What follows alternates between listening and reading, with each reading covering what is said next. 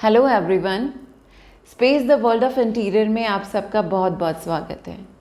आज से 25 साल पहले जब मैंने अपने इंटीरियर डिज़ाइनिंग करियर की शुरुआत की थी, तब मैं हाथ से ड्राइंग बनाया करती थी।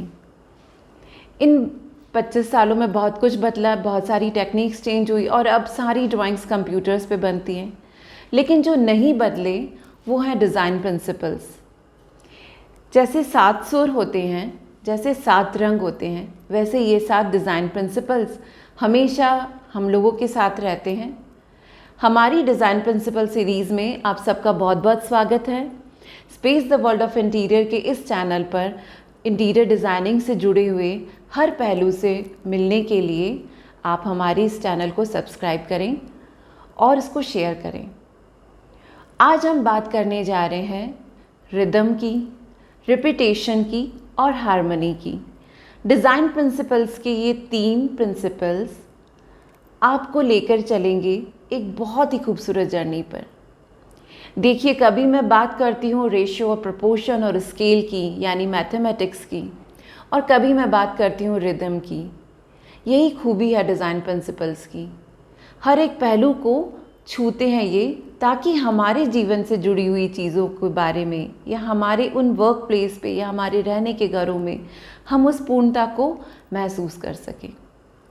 अगर मैं रिदम की बात करूँगी तो आपको याद आएगा, क्या कोई म्यूज़िकल जर्नी है? बिल्कुल है। देखिए, आप किसी संगीतकार के फंक्शन में जाते हैं या किसी कलाकार को सुनते हैं, तो रिदम यानी क्या?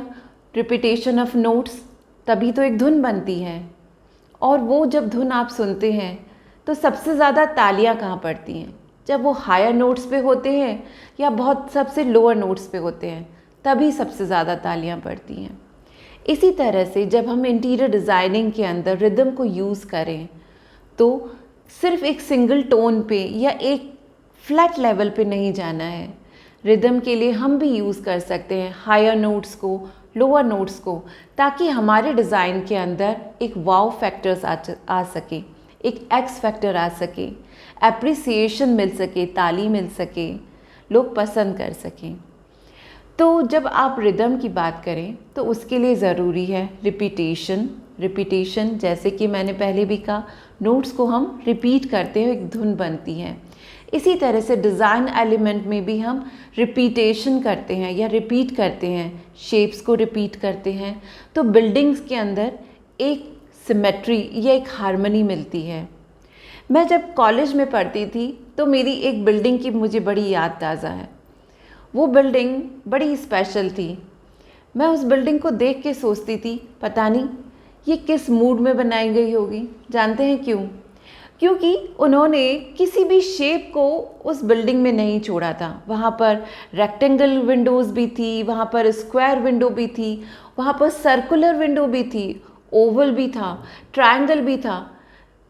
सारी डिज़ाइन के शेप्स जो थे वो उन्होंने यूज़ कर लिए थे।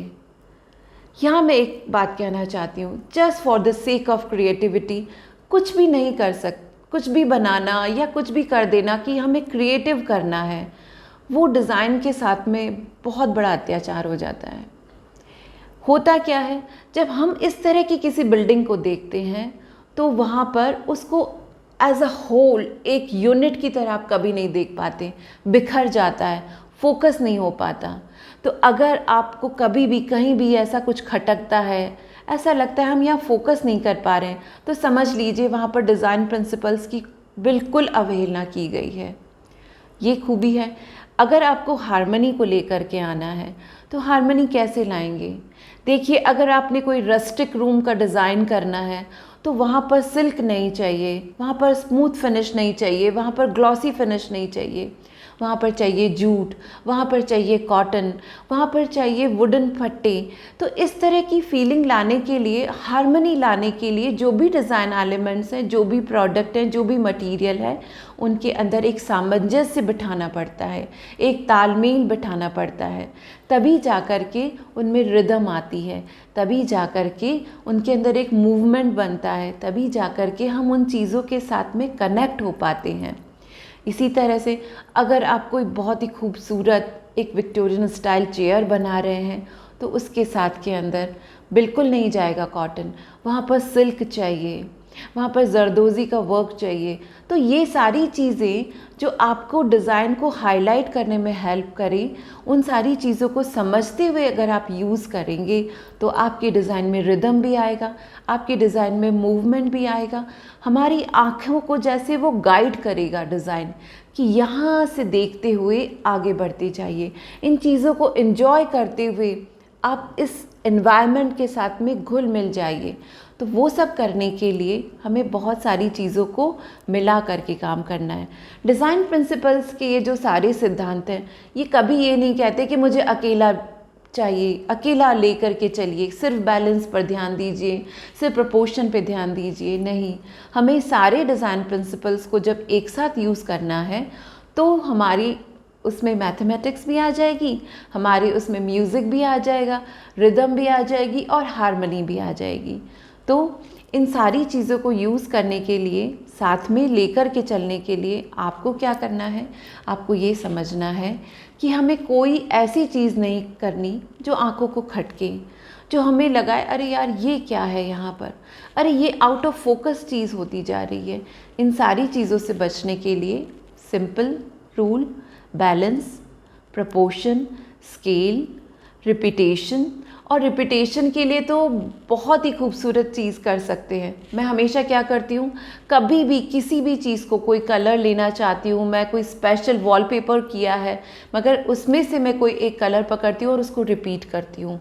कभी भी किसी भी चीज़ को अकेला नहीं छोड़ती, कभी भी नहीं। चाहे कोई हमने किसी चीज़ को हीरो बनाया है तब भी नहीं, उसमें से हम कुछ ना कुछ एलिमेंट ले लेते हैं और उसको रिपीट करते हैं। तो हमें शेप्स को भी रिपीट करना है, हमें कलर को भी रिपीट करना है, हमें टेक्सचर को भी रिपीट करना है। तो इसके ज़रिए, जो इस रिपीटेशन के ज़रिए हम एक मूवमेंट, एक रिदम क्रिएट करते हैं और उसके ज़रिए हार्मनी लेकर आते हैं सारे डिफरेंट मटेरियल, सारे डिफरेंट शेप्स, सारे डिफरेंट कलर्स के अंदर, और एक यूनिट बनाते हैं, एक यूनिट, उसको, इन सभी मोतियों को एक माला में पिरो के एक खूबसूरत हार बनाते हैं। तो डिज़ाइन प्रिंसिपल्स के इन सारे प्रिंसिपल्स के साथ में आपके जो एक्सपेरिमेंट हैं उसको हमारे साथ शेयर करिए। हमारे इस चैनल के ऊपर ज़रूर अपने फीडबैक को बताइए कि आपके क्या प्रॉब्लम आई, आपने उसको कैसे सॉल्व किया, या हमारी कोई मदद हो या हम आपकी हेल्प कर सकते हैं तो हमें ज़रूर बताइए। हमारे इस चैनल से जुड़ने के लिए आप सबका बहुत बहुत धन्यवाद। कृपया इसको ज़रूर सब्सक्राइब करें। Thank you.